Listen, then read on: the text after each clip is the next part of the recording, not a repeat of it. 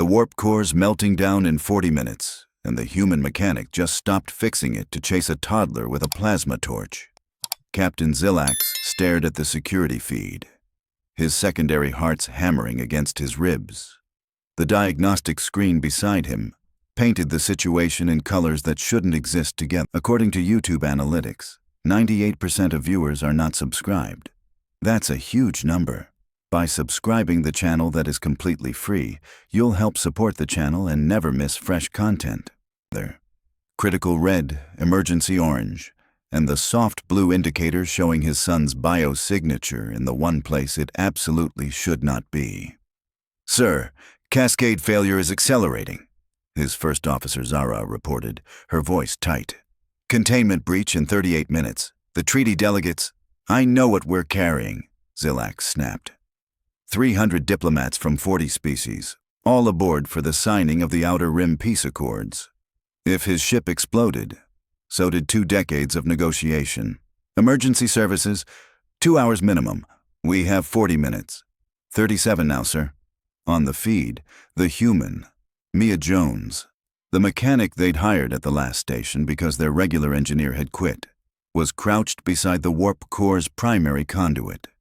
She'd been working at triple speed for the last 10 minutes, her small hands moving through the exposed machinery with the kind of confidence that came from genuine expertise. She was also their only hope. The diplomatic venture ran on a hybrid system that incorporated Earth-human technology, and none of his crew understood it well enough to attempt repairs at this level. Then his 3-year-old cub Rikit toddled into frame, having somehow escaped the nursery again, and Zillax's world narrowed to a point of pure parental terror. "Oh, hello there," Mia's voice came through the feed's audio, bright and cheerful. She didn't sound like someone facing imminent death. She sounded like she'd just run into a neighbor at the market. "Aren't you a cutie? Where did you come from?" Rikit chirped and reached for the glowing plasma torch in her hand. "Sweetie, that's not a toy," Mia said, gently pulling it away. "That's a thermal regulator and it's very hot. How about— Wait, don't put that in your mouth. Get him out of there," Zillax ordered. "Now." "Sir, she's the only one who can fix the core," Zara said quietly. "If we interrupt— That's my son in a room with a Death World predator." "Sir," Zara pulled up Mia's contract file. "Humans are classified as Category 4 sentience. They're not. They're from Earth. Earth species evolved from pursuit predators. My son is in his prey identification phase." Zillax's claws extended involuntarily. She could kill him without thinking. On screen, Mia had set down her tools and was making exaggerated faces at Rikit, who was giggling. The human's facial expression— bared teeth, crinkled eyes— should have been threatening. Instead, his son was patting her face with his tiny paws. "Send security," Zillax commanded. Engineering Officer Kailtas appeared at the engine room door 3 minutes later. "Sir, I can retrieve the cub, but the human says she needs those tools and—" Rikit saw Kailtas and immediately hissed, his back arching. When Kailtas reached for him, the cub bit his hand hard enough to draw blood. Okay, sweetie, it's all right," Mia soothed. "And impossibly," Rikit calmed instantly, nuzzling against her leg. She looked at Kailtas with sympathy. "Sorry about that. Kids get territorial when they're scared. You'll want to get that cleaned. Little guy's got sharp teeth." "The warp core," Kailtas said weakly, cradling his bleeding hand. "Can you still—" "Oh yeah, totally." Mia picked up Rikit with one arm, settled him on her hip, and returned to the exposed conduit with her free hand. "Just gonna work around the assistant here." "Assistant?" Kailtas looked at the captain's feed. "Sir, she's continuing the repair with him." 32 minutes, Zara announced. Zillax watched, paralyzed between duty and instinct, as the human mechanic worked one-handed on the most critical repair his ship had ever needed. Rikit was fascinated by her tool bag, reaching in and pulling out various implements with delighted chirps. "That's a spanner, buddy," Mia explained conversationally, gently taking it back. "I need that one. Here, you can hold this LED light. Point it right there. Yeah, perfect. You're a natural helper. She's teaching him, Zara whispered. The core's melting down and she's teaching my son about tools, Zilax said flatly. Rakit grabbed a crystalline calibrator and waved it like a prize. Oh, that's actually important, sweetie. Mia traded him for a rubber connector cap. How about this one? It's got a fun texture. Rakit examined it, decided it was acceptable, and put it in his mouth. Okay, not in the mouth, but you know what? It's non-toxic. We'll work on it. Mia adjusted a power coupling, her movements efficient despite the toddler anchored to her side. So, buddy, do your parents know you're down here? Because I'm getting the vibe that this might be unauthorized exploration. 29 minutes, sir, Zara said softly. She's completed 17% of the repair in 11 minutes. If she maintains pace.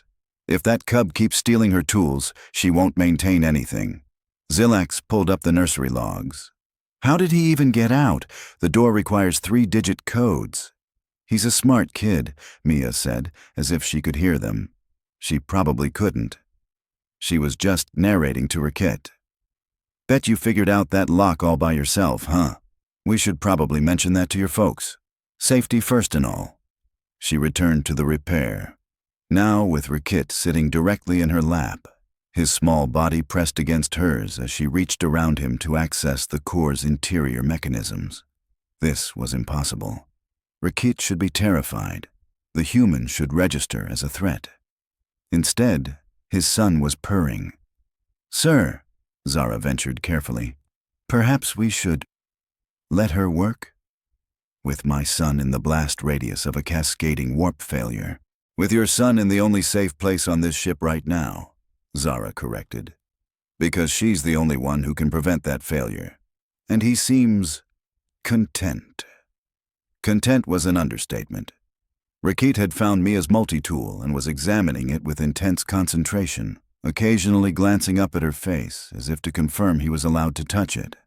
You've got good taste, Mia told him. That's my favorite too. Tell you what, you hold on to that, keep it safe for me, and I'll teach you what all the parts do when we're done here. Deal? Rakit chirped agreement. Perfect, teamwork. Mia's hands moved through a complex rewiring sequence. Now let's save this ship so your parents don't have a heart attack. Pretty sure they're watching us on camera and freaking out. She glanced directly at the security feed and waved. Zilax felt his scales rise. She knew. She'd known the whole time they were watching, and she just continued working while casually bonding with his son during the worst crisis of his command. 26 minutes, Zara announced. Repair completion at 23%. The human hummed something melodic, an earth song perhaps, and Rakit hummed along in his chirping voice, holding the multi-tool like a sacred object. And Zilax realized, with the clarity of absolute certainty, that his understanding of the universe had just become catastrophically inadequate. I'm going in, Keltas announced, his wounded hand now bandaged. The cub responds to pack hierarchy. If I assert dominance, he bit you hard enough to require medical sealant, Zara interrupted. What's your new strategy? I'll be more firm this time. Zilax watched the feed as his engineering officer entered the engine room with what was probably meant to be an authoritative posture. Rakit looked up from the rubber cap he'd been gnawing, assessed Keltas with the calculating gaze of a territorial predator, and threw the cap directly at the officer's face. Then he wrapped all 4 limbs around Mia's leg and growled. Whoa, hey, it's okay, buddy, Mia said, pausing her work on a plasma relay. She scooped Rakit up and he immediately buried his face in her shoulder. He's just trying to help. Nobody's gonna hurt you. I wasn't going to hurt him, Keltas protested. I was retrieving him from danger. Yeah, he doesn't know that though. Mia patted Rakit's back in a rhythmic pattern. The cub's growling stopped. You're using what? Pheromone assertion, postural dominance. He's 3. That just scares him. How do you know his age? Tooth development, motor control, and the fact that he's got that whole I do what I want energy. Classic toddler. Mia shifted Rakit to her hip and returned to the plasma relay one-handed. Also, Pretty sure his parents are watching this, so maybe don't use the grabby approach with their kid. Kael'thas looked at the security camera, then back at Mia. You want me to leave him with you? During a warp core cascade? I mean, he's not exactly making it easy to work, but yeah. Mia grinned. Kid's got good instincts. He knows I'm not gonna hurt him. You're a Category 4 predator species. And he's adorable. What's your point? 22 minutes. Zara's voice cut through the feed. Repair completion at 31%. Kael'thas retreated, and Zilax pulled up the bioscan data. Rakit's stress hormones had spiked when Kael'thas approached and dropped to normal. Below normal, actually, when Mia had comforted him. The human's biosignature showed elevated focus markers but no stress response at all. She was genuinely calm while fixing a melting reactor with a toddler in her arms. Sir, perhaps we should try the security team, Zara suggested. Coordinate a safe extraction while she's… No. Zilax surprised himself with the word. Every interruption slows her down, and he clearly trusts her more than us right now. On screen, Rakit had discovered Mia's tool bag again. He pulled out a sonic screwdriver and examined it with intense focus. Oh, good pick, Mia said. That's for the micro-adjustments. See this part? It vibrates at different frequencies. Pretty cool, right?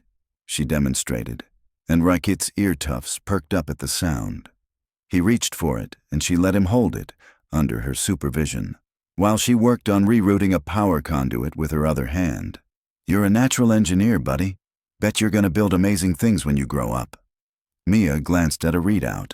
Okay, this next part's gonna be loud. Cover your ears for me? Rakit looked confused. Like this. Mia covered his small ears with her hands just as a power surge sent sparks cascading across the conduit. Rakit didn't even flinch, protected by her quick reflexes. She anticipated the surge, Kael'thas breathed over the comm. That's a level 7 diagnostic skill. And she used it to protect my son, Zilax added quietly. Mia released Rakit's ears and went back to work, now letting him hold a light steady while she operated. Perfect, buddy. You're really helping now. Keep that angle right there. Yeah, just like that. Rakit chirped proudly, his small body straightening with purpose. 18 minutes, sir, Zara reported. She's at 42%. The pace is… she's actually accelerating. How is that possible with a child attached to her? I don't know, sir. On screen, Mia had created a game. Rakit would hand her tools from the bag, and she'd use them, then return them with praise. Perfect. You found the torque wrench. You're getting good at this. The cub was glowing with pride, his earlier fear completely forgotten. Zilax realized he was watching something that shouldn't exist. A Death World predator treating his son like pack family while casually performing emergency repairs that would challenge his best engineers. Rakit had imprinted on her. The signs were unmistakable. His son thought this human was safe, was family. And the truly impossible part? She might actually be right. 16 minutes, sir, Zara whispered. 50% complete. Mia sang another Earth song, something about twinkle stars, and Rakit hummed along while holding her magnetic clamp steady. The universe, Zilax decided, had stopped making sense approximately 24 minutes ago. Get me Lirana, Zilax ordered. Now. The ship's xenopsychologist arrived on the bridge within 2 minutes, her scales pale with concern. She'd obviously been monitoring the situation. Captain, I need to strongly advise… 14 minutes until core breach, Zilax interrupted. My son has imprinted on a human. Tell me how to fix this without getting everyone killed. Lirana stared at the security feed. Rakit was sitting in Mia's lap now, completely relaxed, occasionally handing her tools while she worked through a complex series of power reroutes. The human was explaining each step in that same cheerful conversational tone.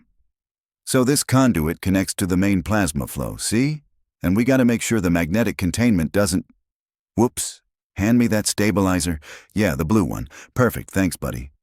Captain, Lirana said slowly.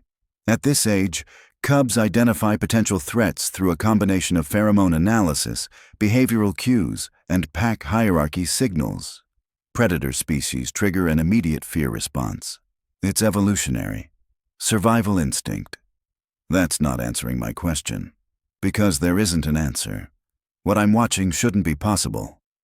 Lirana pulled up her datapad, fingers flying across it. Your son is in the prey identification development phase. His instincts should be screaming at him that this human is dangerous. She has forward-facing eyes, exposed teeth when she smiles, and movement patterns consistent with pursuit predation. He should be terrified. He's purring, Zara observed. Exactly. Lirana zoomed in on Rakit's biosignature. His oxytocin levels are elevated. Stress hormones are non-existent. He's bonded with her, Captain, fully bonded. He thinks she's safe.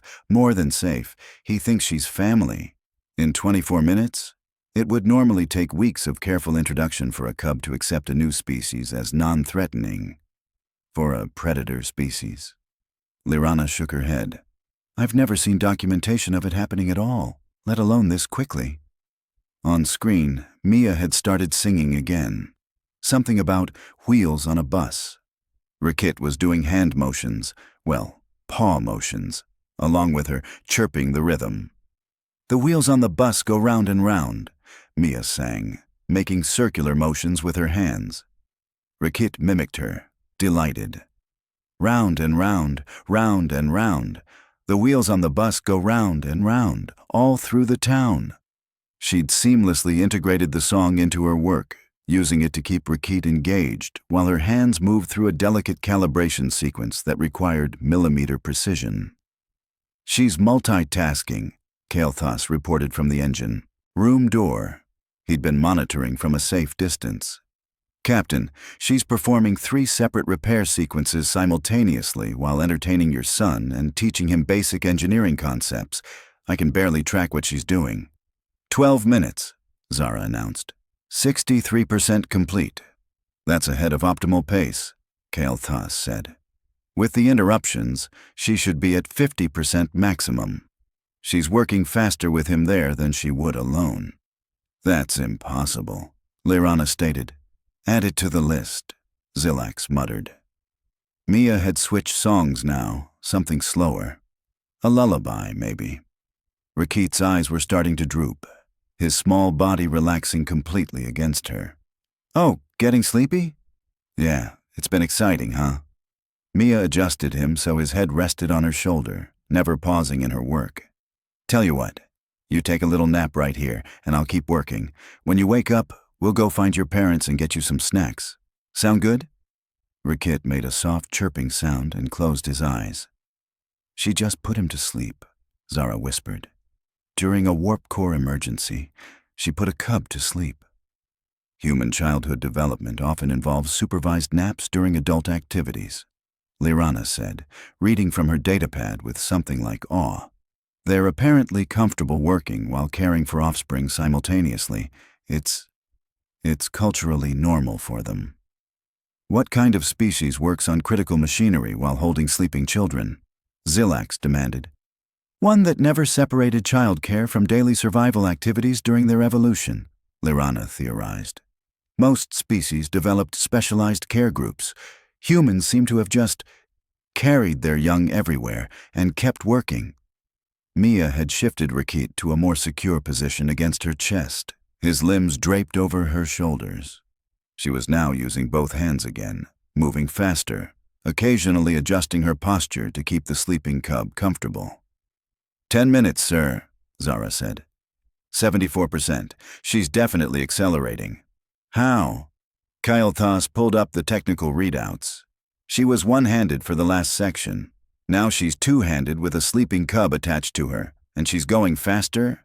That violates basic physics of movement limitation. Maybe she was being more careful before, Zara suggested. With him awake and mobile. So she's treating the active toddler phase as the higher-risk scenario than the actual reactor meltdown. Zilax felt his world tilting further sideways. On screen, Mia hummed quietly, swaying slightly as she worked, keeping Rakit asleep with the movement while her hands flew through connection sequences that Zilax knew required both speed and delicacy. "She's good at this," he said quietly. "At which part?" Zara asked. "The impossible engineering or the impossible childcare?" "Both." A soft alert chimed. "Captain," Lirana said, her voice strange. "I'm reading Rakit's REM patterns. He's having peaceful dreams. His neural activity shows positive association reinforcement. He's not just sleeping, he's content, safe. He's incorporating her into his pack structure at a subconscious level. Meaning when he wakes up, he's going to consider her family. Not friend, not temporary caretaker, family, as fundamental as you or his birth parent." Lirana looked at Zilax with something like sympathy. "Captain, I don't think you can separate them now. Not without causing severe psychological harm to your son. She's been here for 29 minutes.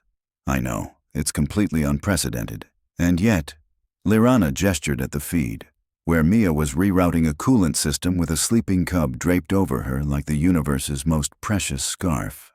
"There it is." 8 minutes, Zara reported. 85% complete. She's going to make it, sir." Zilax watched the human mechanic, this small, soft creature from a death world, working with absolute focus, one hand occasionally patting his son's back, while the other rewired critical systems. Rakit slept peacefully through sparks, power surges, and the background hum of imminent catastrophic failure.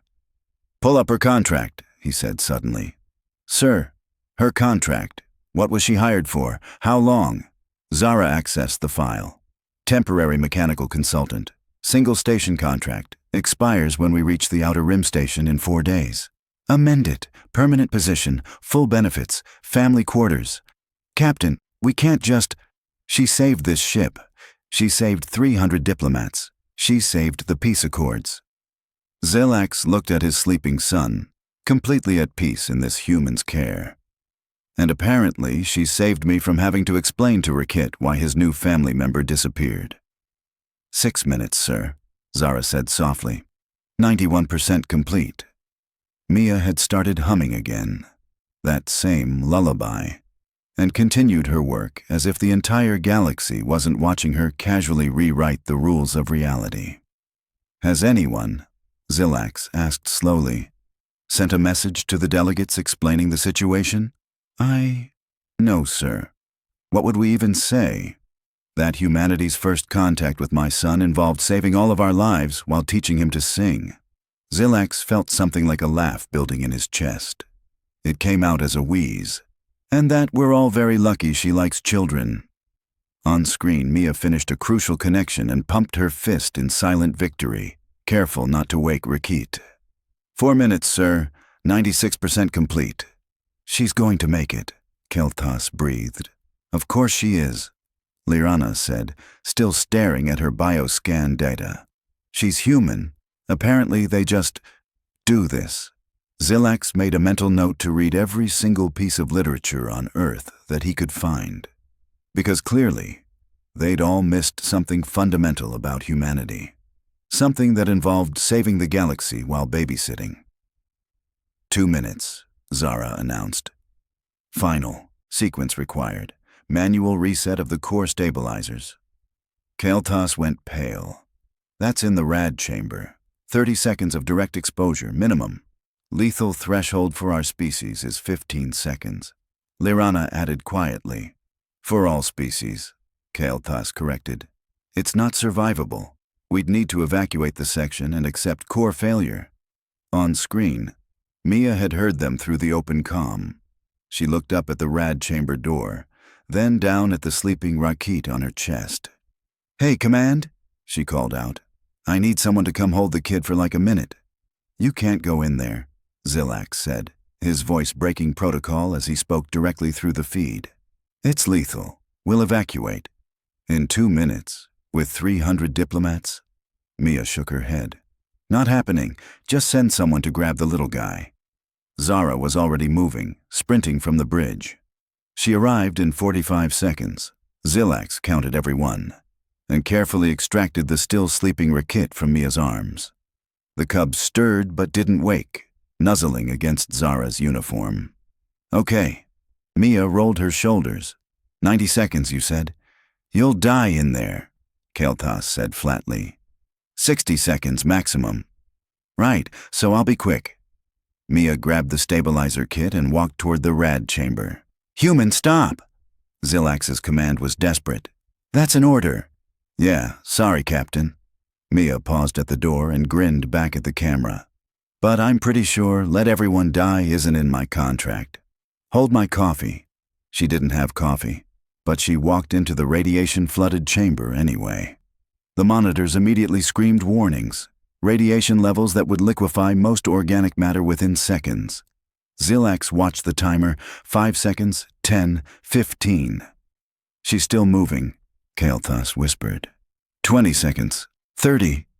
Mia's hands moved through the reset sequence with the same casual efficiency she'd shown throughout. No panic, no hesitation. How is she alive? Lirana breathed. 45 seconds. Mia finished the sequence, verified the readings, and walked out at 52 seconds total exposure. She emerged looking slightly flushed, maybe a bit dizzy. Phew. Okay, that was warm. Core stable now, right? The monitors confirmed it. Warp core stabilized. Cascade failure averted. Crisis over. Then Mia swayed, and Kael'thas caught her. Medical team to engine room, Zilax barked. By the time they arrived, Mia was sitting on the floor, waving off concern. I'm fine, just a little dizzy. Happens sometimes.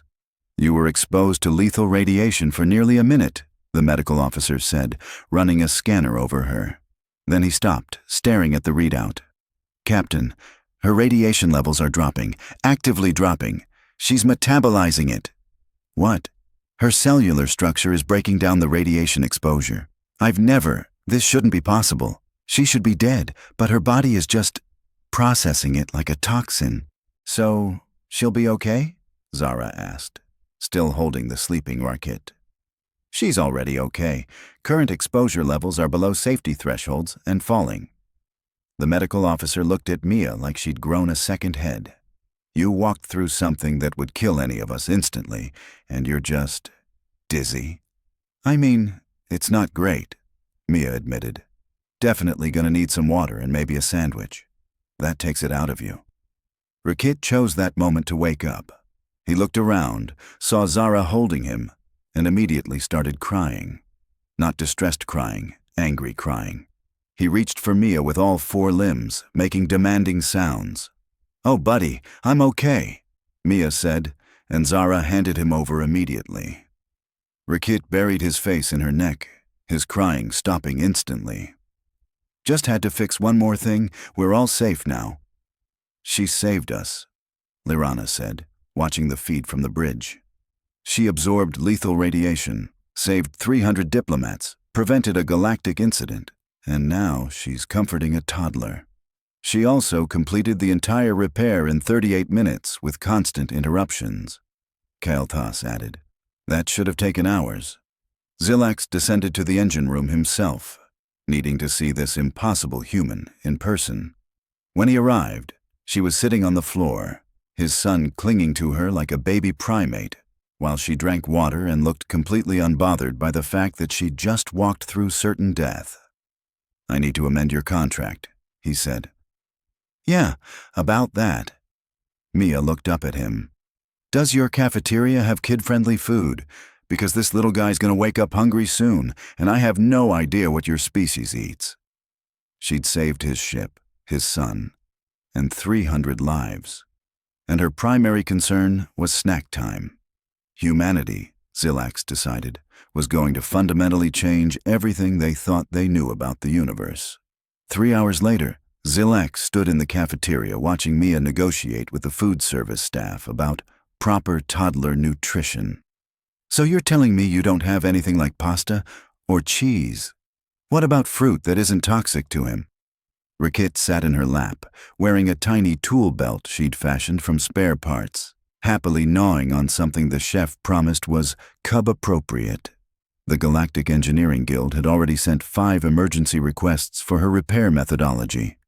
Xenopsychology departments across 4 quadrants wanted to study the human bonding phenomenon. Medical journals were demanding papers on radiation resistance. And Mia was arguing about lunch options. "Captain," she called over, "does your permanent position offer include family quarters? Because I think I've been adopted." Rakit chirped agreement, patting her face with sticky paws. "It does now," Zilax confirmed. "Cool. Also, do you have playgrounds on this ship? Kids need exercise and socialization." She'd saved the galaxy while teaching his son to sing. Now she wanted playground recommendations. Zara leaned close to Zilax. "Sir, humanity is going to change everything, aren't they?" "They already have," he replied, watching Mia make spaceship noises while feeding his giggling son. The universe had gotten much stranger, and somehow, much better.